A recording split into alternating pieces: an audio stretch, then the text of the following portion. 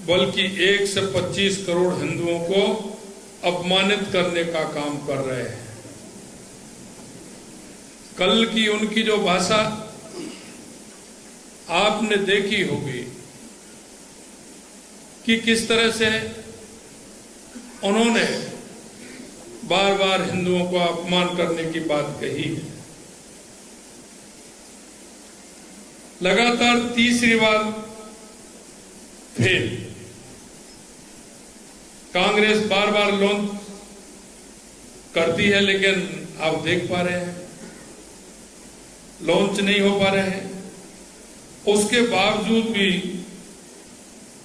जो उन्होंने रिजेक्ट हो चुके हैं, राहुल गांधी का नेता प्रतिपक्ष के रूप में ये पहला भाषण ही झूठ, निराशा और तथ्यहीन बातों को लेकर के था।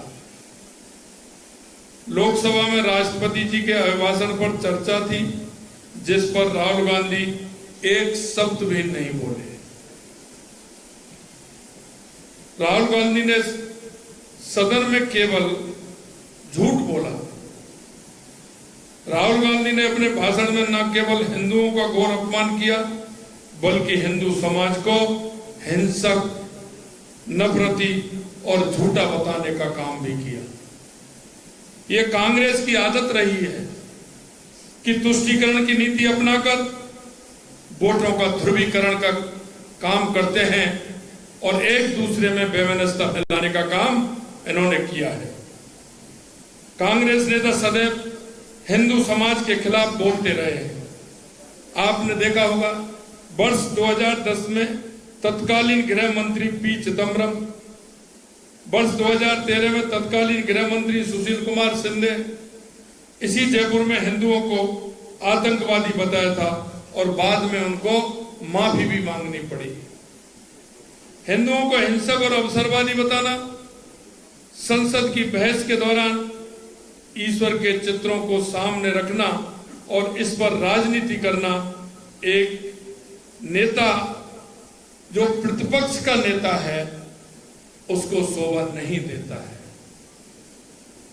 मैं श्रीमान राहुल गांधी को कहना चाहता हूं कि आपको विचार करना पड़ेगा, सोचना भी पड़ेगा और आपको पढ़ना भी पड़ेगा कि हिंदू कौन है।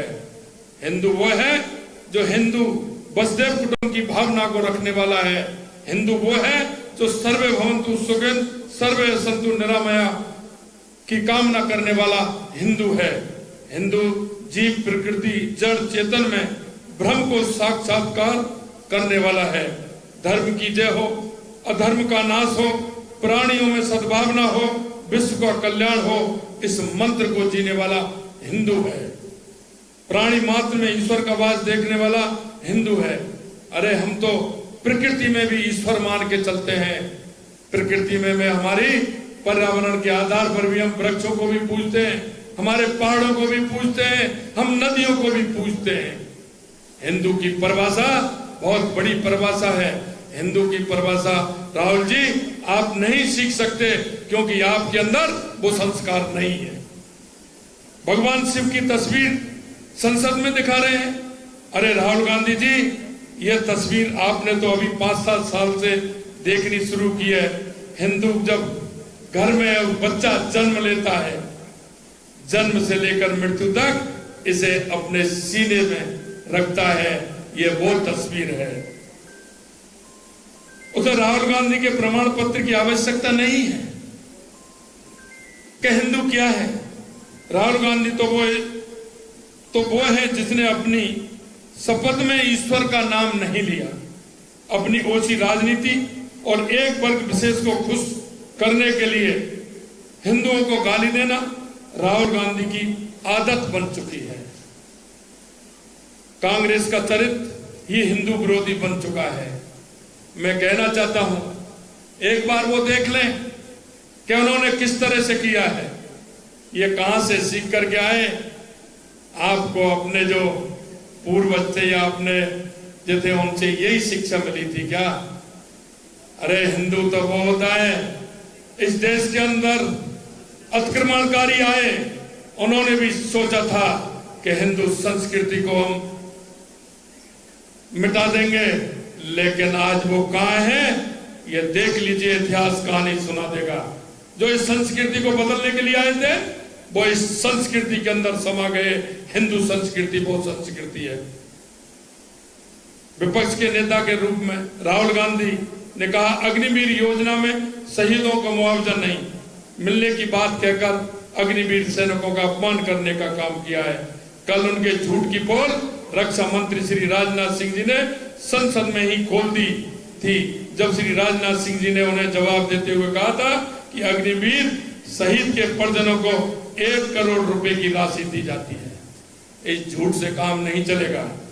राहुल गांधी विपक्ष के नेता तो बन गए, लेकिन उन्हें सदन की परंपरा नियमों की जानकारी नहीं है। इसीलिए लोकसभा अध्यक्ष पर भी उन्होंने गैर जिम्मेदाराना टिप्पणी करना भी बहुत दुखद है। किसानों के बारे में झूठ बोला, अयोध्या पर भी झूठ बोला। ऐसा लगता है कि राहुल गांधी ने झूठ की दुकान खोल रखी है और झूठ की दुकान के माध्यम से वो जनता को बरगलाना चाहते हैं। मैं कहना चाहता हूं इस देश की संस्कृति को कोई नहीं मिटा पाया। आपके जो संस्कार हैं, जो आपको मिले हैं, कहां से मिले हैं, कैसे मिले हैं, इस पर भी आपको विचार करना होगा। ये इतना बड़ा देश आपके इस अपमान को नहीं सह सकता।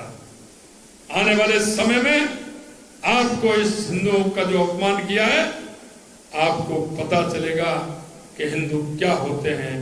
मैं आज की प्रेस आपके माध्यम से अंत में इतना कहना चाहता हूं, जो इस देश को नहीं समझ सका, हिंदू को नहीं समझ सका, वो क्या समझेगा, यह मैं उनसे उत्तर चाहता हूं। आप सभी लोग आए, आप सभी का बहुत बहुत धन्यवाद। आज मुझे आपके बीच में इतना ही कहना था। नमस्कार।